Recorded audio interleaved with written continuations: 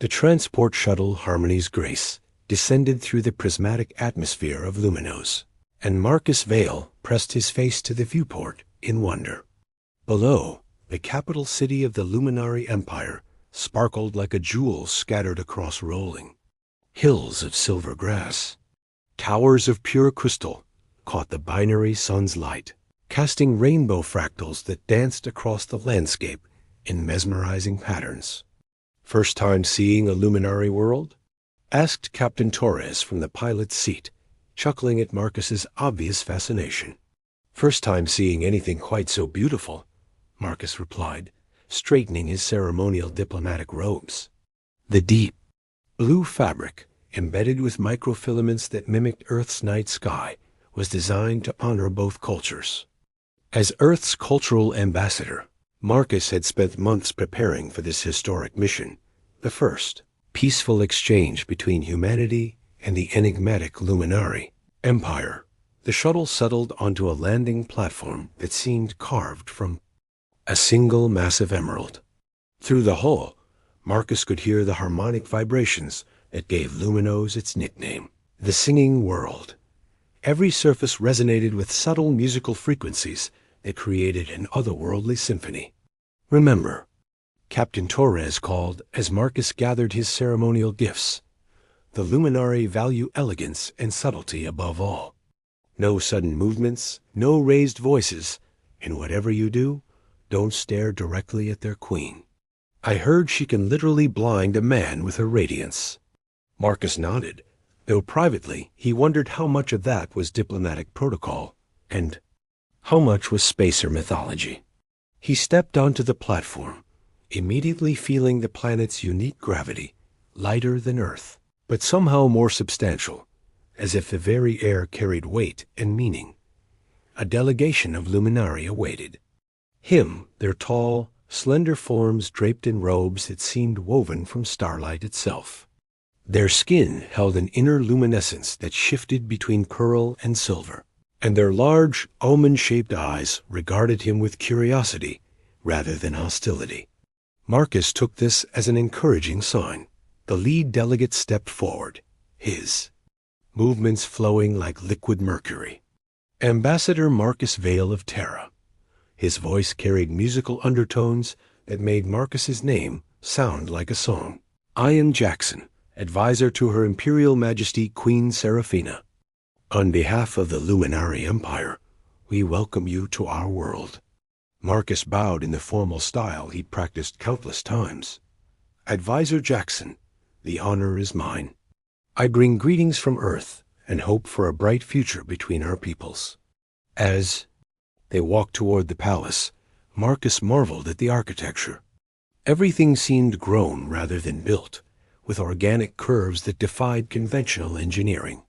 Gardens floated at impossible heights, sustained by some technology Marcus couldn't begin to understand. Luminary citizens paused in their daily activities to watch the procession, their expressions ranging from curious to cautiously hopeful. "Your arrival has created quite a stir," Jackson explained, noticing Marcus's attention to the crowds. "Many of our people have never seen a human before. You are more robust than our legend suggested," Marcus smiled. "I hope that's not a diplomatic way of saying I look primitive." A sound like wind chimes came from Jackson's throat. Laughter, Marcus realized. "On the contrary, your solidity is quite fascinating. We Luminari are creatures of light and song. Your people seem to be made of something more substantial." They entered the palace through doors that dissolved at their approach, reforming seamlessly behind them. The interior took Marcus's breath away. Walls of living crystal pulsed with soft bioluminescence, while impossible geometries created spaces that seemed larger inside than outside. Gardens of luminescent flowers lined pathways that spiraled upward through the air, supported by nothing visible. "The Queen will receive you in the Hall of Harmonies," Jackson explained as they traversed a corridor where the walls displayed shifting patterns of light that told wordless stories. "The ceremony begins at sunset, when both suns align with the palace's resonance crystals. Marcus nodded, trying to absorb the sensory overload while maintaining diplomatic composure. Every surface seemed to respond to their presence, colors brightening or dimming as they passed. He wondered if the palace was alive in some sense he couldn't comprehend. They entered a preparation chamber, where several luminary attendants waited. A young female with scales that shimmed like opals stepped forward. "I am Zara," she said, her voice like a crystal bell. "I will help prepare you for the ceremony." The preparation involved rituals Marcus didn't fully understand, a sonic cleansing that left his skin tingling, the application of oils that seemed to make his own bioelectric field visible as a faint aura, and the addition of ceremonial ornaments that complemented his diplomatic robes. "The Queen values authenticity above all," Zara explained as she adjusted a crystalline pendant around Marcus's neck. "These will help you harmonize with our environment, but do not try to be something you're not. Your humanity is what makes this exchange meaningful." As the twin suns began their descent toward the horizon, Jackson returned to escort Marcus to the ceremony. They walked through the palace's upper levels, where the walls became increasingly transparent, offering stunning views of the city as it began its evening transformation. The crystal towers started to sing more loudly, their harmonies building toward what Marcus assumed would be a spectacular climax. "Ambassador," Jackson said quietly as they approached a massive archway carved with symbols that seemed to move in Marcus's peripheral vision. "I must warn you. Our queen is ... extraordinary. She has ruled for over 2 centuries, and her power is beyond anything your people have experienced. Do not be alarmed by what you see." Before Marcus could ask what that meant, the archway dissolved, revealing this hall of harmonies beyond. The chamber defied physics, its ceiling open to the sky despite being deep within the palace. Thousands of luminary nobles filled tiered seats that spiraled around a central dais, their combined radiance creating a gentle aurora that painted the air itself. But Marcus saw none of this, for his attention was completely captured by the figure, rising from a throne of crystallized song at the chamber's heart. Queen Seraphina was not just beautiful. She was luminous in the most literal sense.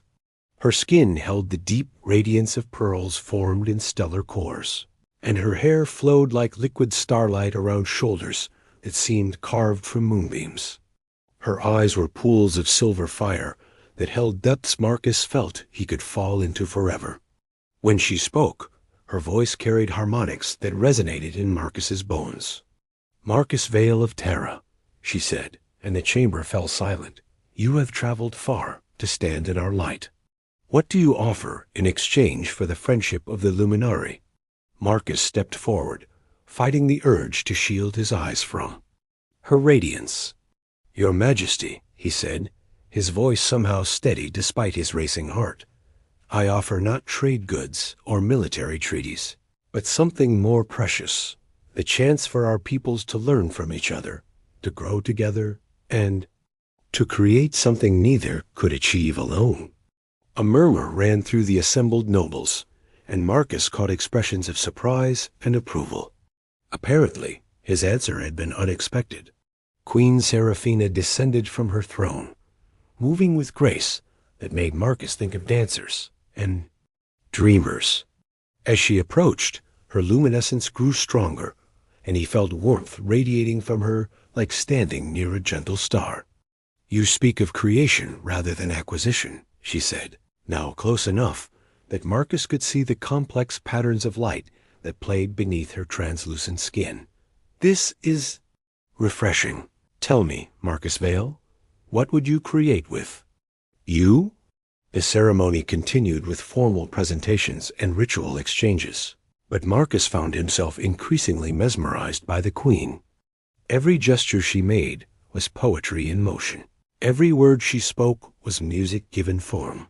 When she smiled at something he said, he felt as though he'd been blessed by sunlight itself. As the evening progressed, the formal ceremony gave way to a celebration feast. Luminary cuisine consisted primarily of crystallized essences and distilled harmonies that nourished both body and spirit in ways Marcus couldn't explain but definitely felt. The wine, if it could be called wine, was liquid euphoria that heightened every sensation, while somehow sharpening rather than dulling his perceptions.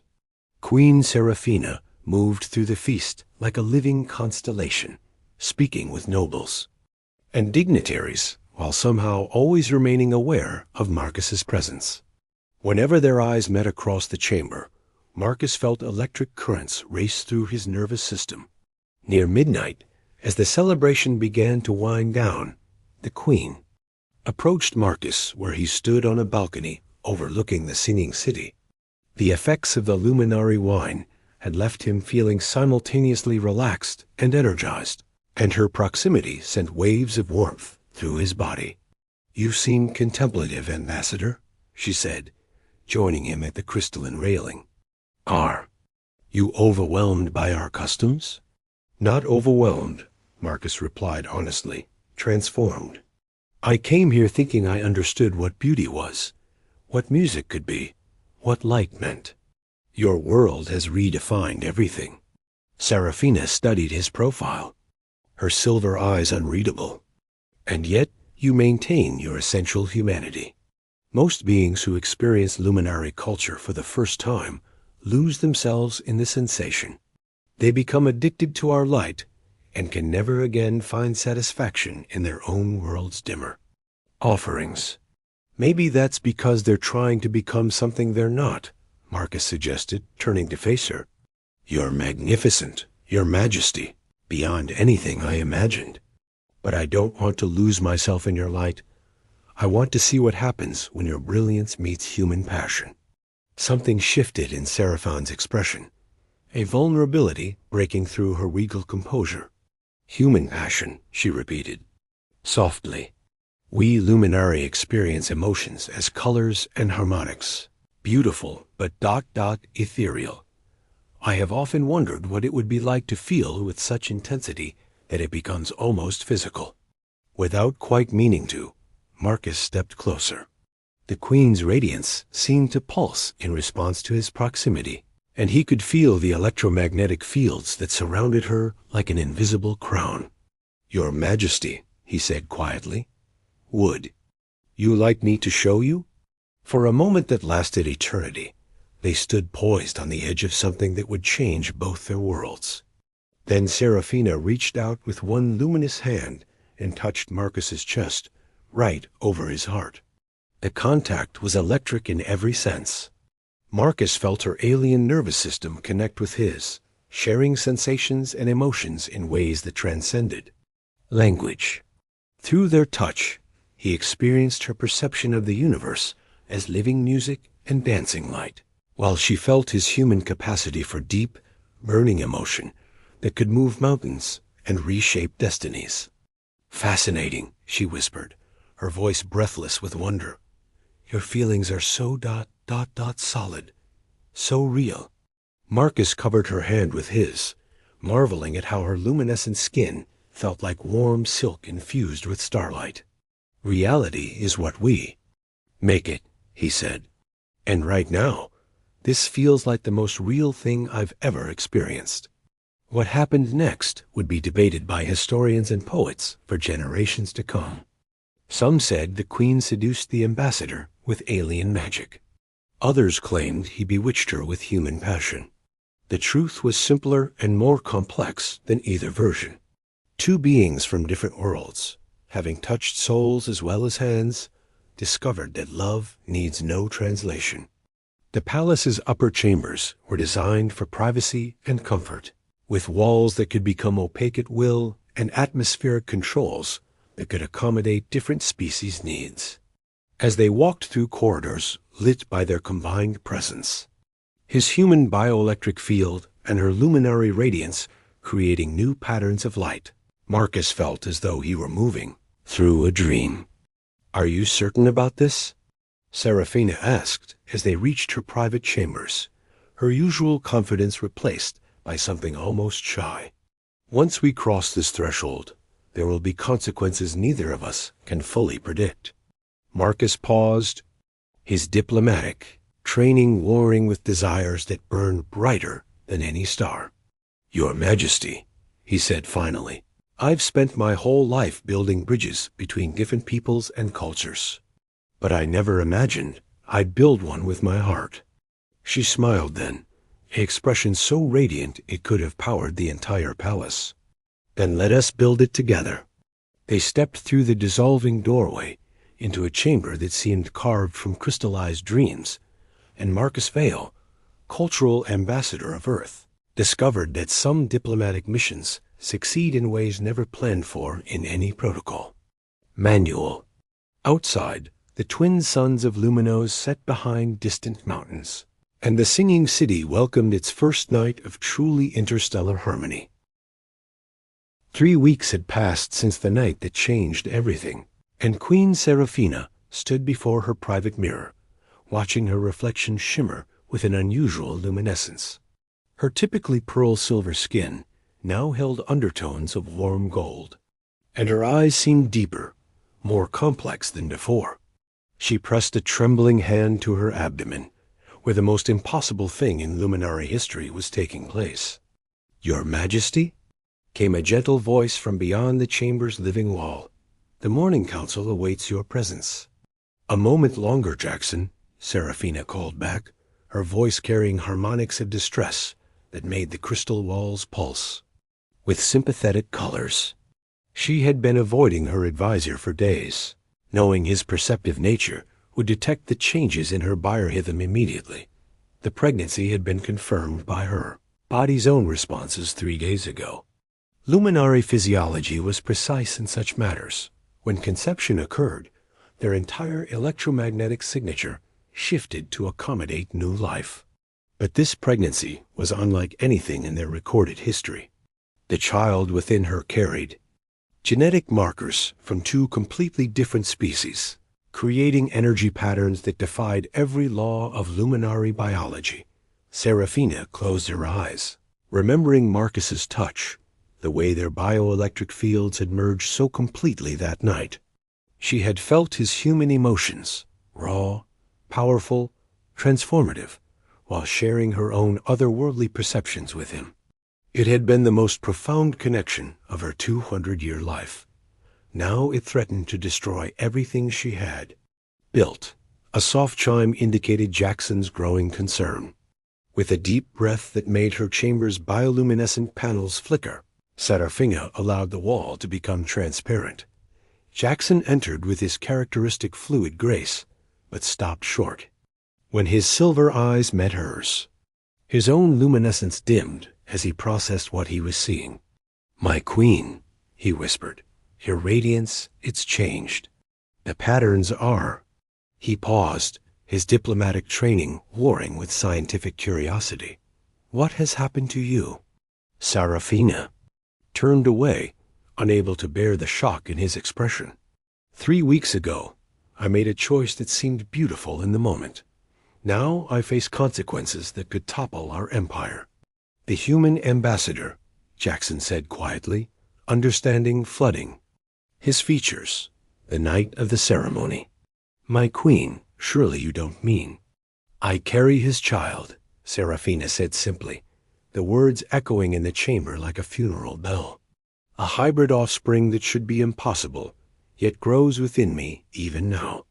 Jackson's luminescence flickered through several rapid color changes, the luminary equivalent of emotional shock. He moved to her side, his advisor's instincts overriding protocol as he placed a gentle hand on her shoulder. The implications are staggering, he murmured. The conservative factions will view this as the ultimate betrayal of our racial purity laws. Counselor Thorne and his followers have been seeking any excuse to challenge your progressive policies. I know, Seraphina replied, her voice heavy with regret. They will claim I am unfit to rule, that I have contaminated the royal bloodline with alien influences. The ancient laws are clear. A queen who compromises luminary genetic integrity forfeits her right to the throne. Where is Ambassador Vale now? Jackson asked, his tactical mind already working on potential solutions. In the diplomatic quarters, unaware of what has transpired, I have avoided all contact since that night. Seraphine's radiance dimmed with shame. He completed his cultural exchange presentations and has been preparing for his return to Earth. How can I tell him that our moment of passion may have doomed both our worlds to chaos? Before Jackson could respond, the chamber's communication array activated with urgent harmonics. The face of Counselor Thorne materialized in the holographic display, his angular features twisted with barely contained satisfaction. "Your Majesty," Thorne said, his voice carrying undertones of false concern, "I request an immediate audience. There are disturbing rumors circulating about your recent behavior that require clarification." Sarafina and Jackson exchanged glances. If Thorne was making formal inquiries, it meant he already suspected something. The conservative counselor had opposed every one of Seraphine's modernization efforts and would see this scandal as his chance to seize power. "Very well, Counselor," Serafina replied, forcing her voice into regal calm. "Attend me in the throne room within the hour." The communication ended, leaving them in tense silence. "My queen," Jackson said carefully, "perhaps we should speak with the ambassador before this goes any further. If Thorne is gathering evidence, Marcus Vale may be in danger." Serafina nodded, though every instinct told her to flee rather than face the man whose touch had created this impossible situation. "Send word to the diplomatic quarters. I will see him privately before the council session." Meanwhile, in the guest wing of the palace, Marcus Vale was pacing his crystalline chambers with growing frustration. The past 3 weeks had been professionally successful. His cultural exchange presentations had been well received, and several cooperative agreements between Earth and the Luminary Empire had been drafted. But personally, he felt adrift. Since their passionate night together, Queen Serafina had been completely absent from his life. No private audiences, no casual encounters in the palace corridors, not even acknowledgement of their shared experience. Marcus understood the complexities of royal protocol, but the complete silence felt like rejection. A soft chime announced a visitor, and Marcus looked up hopefully as Jackson materialized through the chamber's entrance. "Ambassador Vale," the advisor said formally, though Marcus detected unusual strain in his harmonious voice. "Her Majesty requests your immediate presence in her private study." "Finally," Marcus muttered, then caught himself. "That is, I've been hoping for a chance to speak with the Queen before my departure tomorrow." Jackson's expression grew troubled. "Ambassador, I must warn you that circumstances have evolved since your last meeting. The Queen faces a difficult situation, and your involvement may complicate matters significantly." Marcus felt a chill of foreboding. What kind of situation? It would be inappropriate for me to say more. "Her Majesty will explain everything." Jackson paused, then added quietly, "Marcus, you seem like an honorable man. Whatever happens in the next few hours, remember that some consequences are worth bearing if they come from genuine connection." The cryptic warning left Marcus more confused than ever as they made their way through the palace's flowing corridors. He noticed that fewer luminari were present than usual, and those they encountered watched him with expressions ranging from curiosity to something that looked disturbingly like hostility. They reached Seraphine's private study, a chamber Marcus had never seen before. Unlike the grand public spaces of the palace, this room felt intimate and personal. Walls of living crystal displayed what appeared to be personal memories, scenes from Seraphine's long reign, moments of triumph and sorrow, played out in shifting light patterns. The Queen stood with her back to the entrance, gazing out at the singing city through a transparent wall. Marcus was immediately struck by the changes in her appearance. Her radiance had intensified and shifted, creating new color, harmonics that seemed to resonate with his own bioelectric field. "Your Majesty," Marcus said softly. "You wanted to see me." Seraphina turned, and Marcus gasped at what he saw in her silver eyes. Pain, fear, and something that looked like desperate hope. "Marcus," she said, his name carrying musical undertones of regret, "we need to discuss the consequences of our night together." "Consequences?" Marcus stepped closer, concern overriding protocol. "Seraphina, what's wrong? You look different. Your light patterns have changed." "Yes," she said simply. "They have changed because I carry your child." The words hit Marcus like a physical blow. He staggered backward, his mind reeling with implications he couldn't begin to process. "That's impossible," he said weakly. "Different species, different biology. The odds must be astronomical ... Impossible, yet true."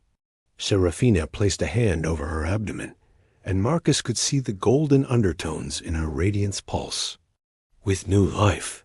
Our connection that night was deeper than either of us understood. Your human genetic material somehow merged with mine in ways that defy every law of xenobiology.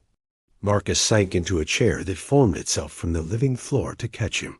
"A child," he whispered. "Our child." "A child that could destroy everything," Seraphina said bitterly.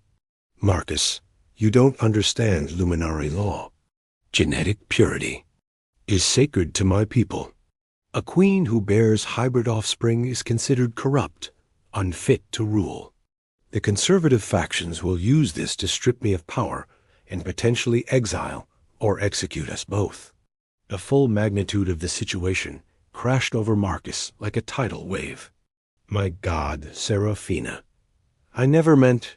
I would never want to put you in danger."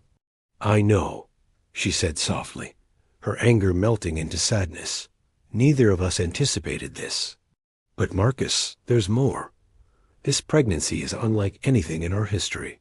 The child's bioelectric patterns are already showing extraordinary characteristics. If it survives to birth, it could be something entirely new." Before Marcus could respond, the chamber's warning harmonics activated. Jackson's urgent voice filled the space. "My queen, Counselor Thorne approaches with a full security escort. He demands immediate audience and carries formal charges of royal misconduct." Seraphine's luminescence flared with sudden fury. So quickly. He must have been monitoring my biorhythms, waiting for proof of scandal. Marcus stood, his diplomatic instincts engaging despite his emotional turmoil. "What are our options?" "Few and dangerous," Seraphina replied. "I could deny everything, claim the changes in my radiance are due to illness or meditation practices. But a medical examination would reveal the truth." "Then we tell the truth," Marcus said firmly. "Face this head on and deal with the political fallout. The political fallout could include your execution and the end of all cooperation between our worlds," Seraphina warned. "Some of my people view humans as primitive contaminants. Proof that their queen has been infected with human genetics could spark a war." The sound of approaching footsteps echoed through the corridors outside. Marcus could hear multiple voices, some speaking in the musical tones of luminary council members, others in the harsher harmonics of security forces. "Seraphina," Marcus said urgently, taking her luminous hands in his darker ones, "whatever happens, I want you to know that our night together was the most beautiful experience of my life. If our child is the result of that connection, then I can't bring myself to regret it, no matter the consequences." For a moment, the queen's regal composure cracked, revealing the vulnerable woman beneath. "Marcus, The chamber's entrance dissolved, and Counselor Thorne strode in flanked by palace guards. The elderly luminary's narrow features were set in lines of righteous indignation, and his silver robes bore the ceremonial insignia of formal accusation. "Your Majesty," Thorne said with exaggerated courtesy, "I come before you with grave concerns about reports of inappropriate conduct between yourself and this alien diplomat." Careful, counselor, Seraphina replied, her voice carrying dangerous harmonics that made the crystal walls darken. You speak to your queen. I speak to a luminary who may have forgotten her sacred duties, Thorn shot back. The changes in your radiance are obvious to anyone with eyes to see. You bear the bioelectric signature of hybrid conception, an abomination that violates every law of our people. Marcus stepped forward, his human instincts demanding he defend Seraphina. Counselor Thorn, I won't stand here and listen to you insult. Silence. Thorn's command carried psychic force that actually pushed Marcus backward. You have no voice in luminary affairs, Contaminator. Your very presence here is an affront to our racial purity. Enough. Seraphon's radiance exploded outward, momentarily blinding everyone in the chamber. When their vision cleared, she stood, with all the terrible majesty of her royal power fully unleashed. You will not speak to our guest with such discourtesy in my presence. Our guest? Thorn smiled coldly. Or your co-conspirator in this disgrace? My queen, the evidence is overwhelming. You carry hybrid offspring that threatens the genetic integrity of our entire species. By ancient law, you must either submit to purification procedures that will eliminate the contamination or abdicate your throne. The words hung in the air like poison. Marcus felt Seraphon's hand tighten in his, her luminescence flickering. Between defiance and despair. And if I refuse both options? She asked quietly. Then you will be arrested as a traitor to your people, and your alien lover will be executed as a biological weapon. Thorn replied with savage satisfaction. The choice is yours, my queen, your crown or your shame. In the terrible silence that followed, Marcus understood that their moment of transcendent connection had become a catastrophe that could reshape the galaxy. But as he looked into Seraphon's silver eyes, he also saw something that gave him hope. The same fierce determination that had made her a great queen, now focused on protecting their impossible child. The battle for their future was about to begin, and neither love nor law would emerge unchanged. Guards, Thorn commanded, arrest the human ambassador on charges of genetic terrorism against the crown. As luminary security forces moved toward him, Marcus wondered if their child would ever know the beautiful moment of its conception, or only the chaos that followed. The palace detention cells were a marvel of luminary technology. Crystalline walls that could become opaque or transparent at will, atmospheric controls that maintained perfect comfort, and neural dampening fields that prevented escape attempts. For all their elegance, they remained prisons. And Marcus Vale had spent the past 2 days learning their limitations intimately. He paced the small space, his mind churning with worry for Seraphina. After Thorn's dramatic accusation, Marcus had been swiftly removed from the queen's presence, but not before seeing the anguish in her silver eyes. The luminary guards had been professional but cold, treating him like a dangerous specimen rather than a diplomatic guest. A soft harmonic chime drew his attention to the cell's entrance, where the crystalline barrier was becoming transparent. Marcus expected to see another interrogator, or perhaps Jackson with news, but instead, a young luminary female stepped through the dissolving wall. She was different from the other luminary Marcus had encountered. Her luminescence was softer, more golden than silver, and her large eyes held depths of compassion that reminded him of healers he'd known on Earth. She moved with careful grace, glancing nervously over her shoulder before approaching him. "Ambassador Vale," she whispered, her voice like gentle wind chimes. "I am Nissa, apprentice healer to the royal household. I've come to help you." Marcus stepped closer, hope flaring in his chest. "Help me? How? And why would you risk it?" "Because what is happening to you and our queen is wrong," Nissa replied, her golden radiance pulsing with conviction. "I have served in the palace for 30 cycles, and I have never seen Queen Seraphina as alive, as truly radiant as she was after your cultural exchange.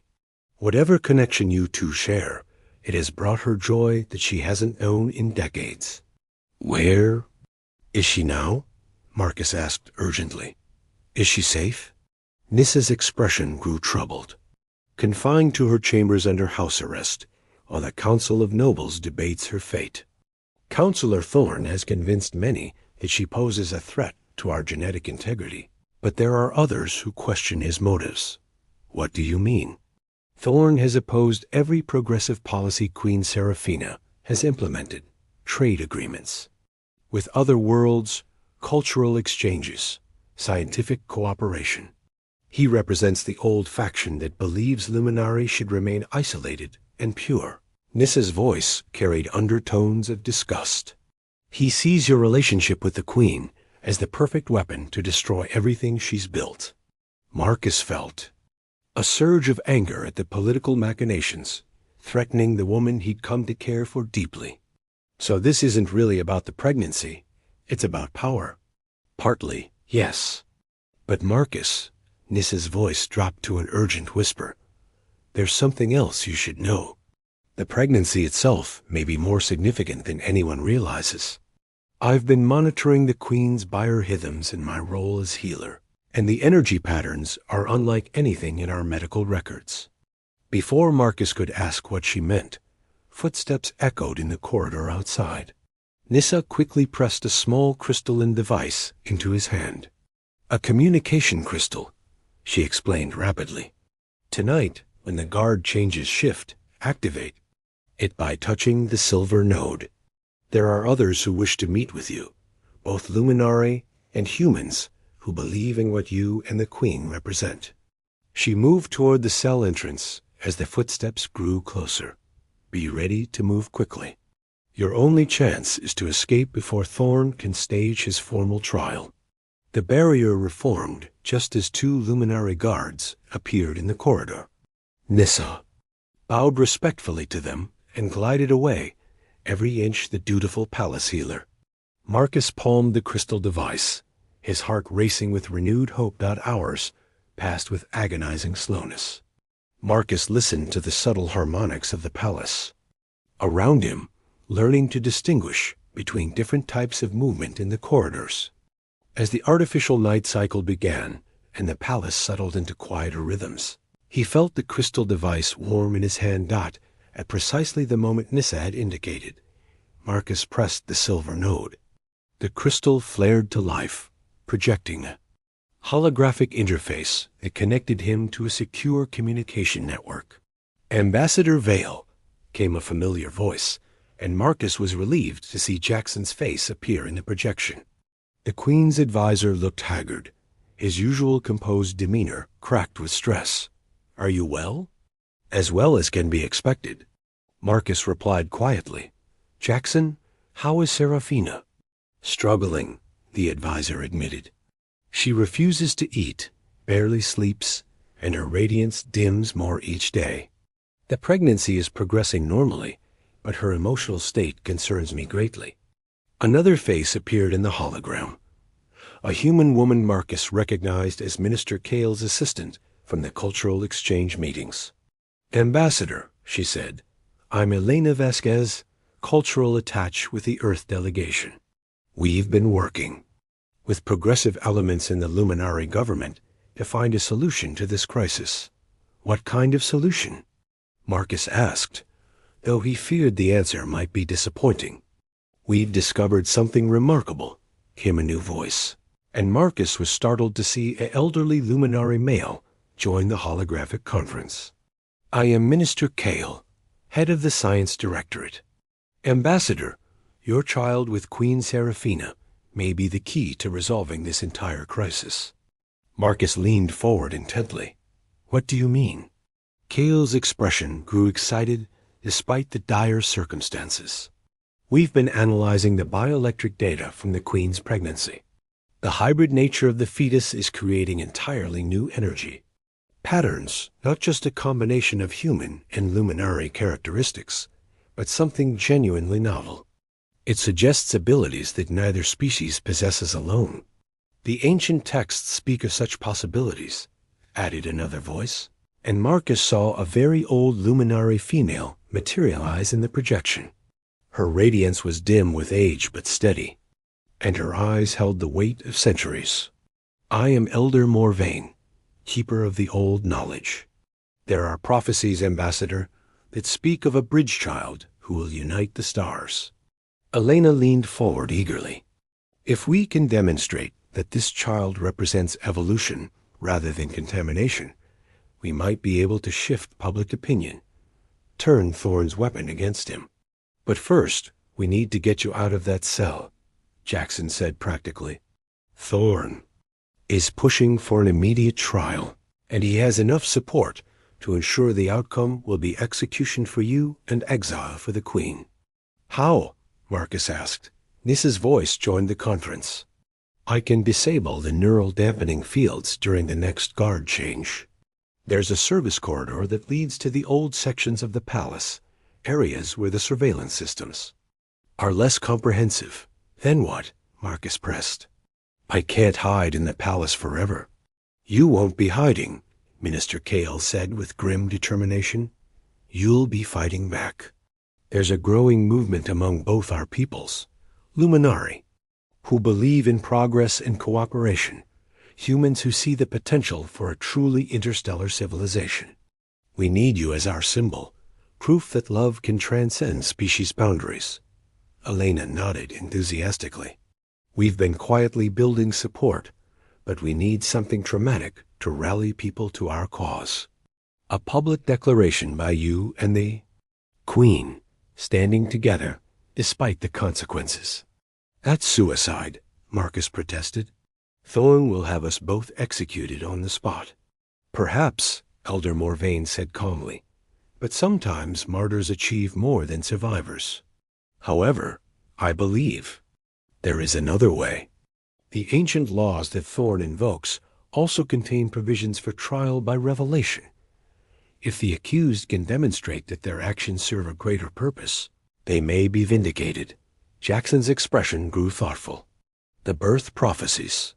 If we can connect this pregnancy to the old legends about star children, it might provide legal justification." "It's a desperate gamble," Marcus said, but he could feel hope growing in his chest. "What do you need me to do?" "First, escape," Nissa said urgently. "The guard change happens in 10 minutes. After that, we'll guide you to a safe location where we can plan our next moves." "And Serafina?" Marcus asked, the most important question for him. "Leave that to me," Jackson said quietly. "I still have access to her chambers, and she trusts me. If I can convince her to join this alliance, we might have a chance." The holographic conference began to dissolve as the participants signed off one by one. Elena was the last to speak. "Marcus," she said softly, "what you and Queen Serafina have started could change the galaxy. Don't let fear stop you from seeing it through." As the crystal went dark, Marcus felt a profound shift in his perspective. What had begun as a diplomatic mission had become something much larger. A fight for the right to love across species. Boundaries to create new forms of life and civilization. To bridge the vast gulfs between different worlds. 10 minutes later, as promised, the neural dampening fields flickered and died. Marcus felt his strength return as the suppression lifted and the cell barrier dissolved to reveal Nissa waiting in the corridor. "Quickly," she whispered, gesturing for him to follow. "We have perhaps 15 minutes before the next security sweep." They moved through the palace like ghosts, using service corridors and maintenance shafts that Nissa navigated with the confidence of someone who had spent years learning the building's hidden pathways. The architecture was even more organic. In these spaces, with walls that seemed to pulse gently and floors that adjusted their firmness to muffle footsteps. "Where are we going?" Marcus asked as they descended through what appeared to be the palace's circulatory system. "The archive chambers," Nissa replied. "Elder Morvain is waiting there with the historical records we'll need to build our case. It's also one of the few places in the palace where Thorn's surveillance network has limited access. They emerged into a vast underground chamber that took Marcus's breath away. Crystalline pillars stretched up into darkness, each one pulsing with stored information that created patterns of light like frozen lightning. The air itself seemed to hum with accumulated knowledge. Elder Morvain stood near a central pillar, her aged form dwarfed by the towering data structures around her. As they approached, she turned with a smile that transformed her ancient features. "Ambassador Vale," she said warmly, "welcome to the heart of Luminary memory. Here, we keep the records of all our history, including prophecies that most have forgotten." She gestured to a pillar that glowed with soft golden light. "This contains the Song of Stars, composed over 3,000 years ago by our greatest prophet. Listen." The pillar's surface became transparent, revealing swirling patterns of light that gradually resolved into musical notation. As the ancient song filled the chamber, Marcus heard words in archaic luminary that Morvain translated in whispers. "When silver meets gold in forbidden's embrace, when starlight mingles with earth and fire, a child of two worlds shall be born, neither fully of the heights nor depths, but a bridge between all realms. Through this child the barriers shall fall, and the scattered peoples of the void shall find their way home." Marcus felt chills run down his spine. "That could be describing your child with Queen Seraphina," Morvain confirmed. "The silver of luminary radiance meeting the golden bioelectric patterns of human life force. A hybrid that represents the future rather than contamination." Nissa moved to another pillar, her hands dancing over its surface to access stored data. "I've been correlating the bioelectric readings from the Queen's pregnancy with historical records. The energy patterns match descriptions from the ancient texts with remarkable accuracy." "But will this be enough to convince the council?" Marcus asked. "Alone? Probably not," Morvain admitted. "Thorn has spent decades building his political network. But combined with a dramatic gesture, a public demonstration of what this child, REPRESENTS." She was interrupted by soft footsteps echoing through the chamber. Marcus tensed, fearing discovery, but relaxed when he saw Jackson emerge from the shadows with another figure beside him. His heart leaped as he recognized Queen Seraphina, though she looked dramatically different from the radiant ruler he'd known. Her luminescence was dim and flickering, her usual perfect posture replaced by the careful movements of someone protecting precious cargo. But her silver eyes burned with undiminished determination. "Marcus," she said simply, and the sound of his name from her lips was like music after silence. He moved toward her instinctively, but she held up a hand to stop him. "Before you say anything, I need you to understand what I've decided. Jackson has told me about your alliance, your plans to fight Thorn's accusations. Seraphina, we can find a way through this." "Perhaps," she said quietly, "but not without cost. If we proceed with this plan, we'll be challenging the fundamental beliefs of my people. Many will see us as traitors and abominations, no matter what ancient prophecies might say." Marcus stepped closer, close enough to see the golden undertones in her radiance that spoke of their growing child. "And if we don't fight? Then Thorn wins. Our child never sees the light of stars, and both our peoples remain locked in their separate isolations forever." Seraphon's voice grew stronger. "Marcus, I've spent 2 days in captivity thinking about what we created together. Not just the child, but the possibility of something genuinely new in the galaxy. I won't let fear destroy that." She turned to address the assembled group. "Elder Morvain, what would you need to make this prophecy compelling to the council?" The ancient keeper smiled. "A public demonstration, my queen. You and Ambassador Vale, standing together before our people, showing them that love transcends the boundaries we've built in our minds." "That's what I was afraid you'd say," Seraphina replied, but Marcus could hear affection in her voice. "Very? Well, How do we proceed? Jackson stepped forward.